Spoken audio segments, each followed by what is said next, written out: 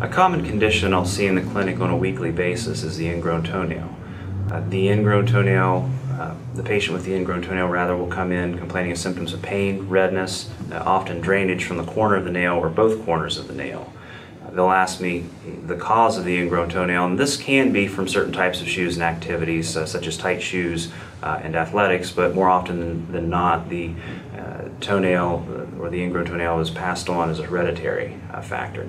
The nail can also follow the contour of the bone beneath it. There could be a bone spur that can contribute to this.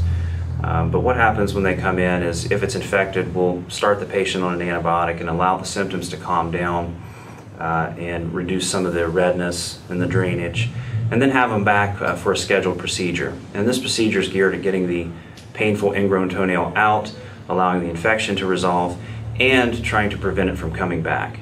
While we can't guarantee that the nail won't come back, most times they don't if you get the nail root. And this is done with a chemical known as sodium hydroxide. It's a base that gets to the cells that grow the nail, and once that's been addressed, most times the nail doesn't come back.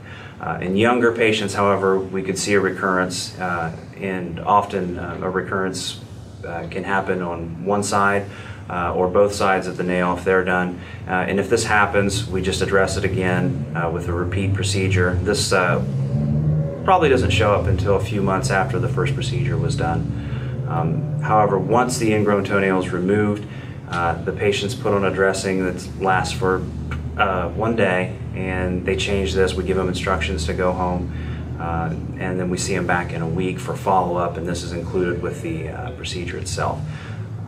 The one thing about the procedure people are most often afraid of is the injection part. That numbs up the toe, and that's the worst part, but it's not that bad. And once the toe is completely numb, there's no pain from the procedure itself.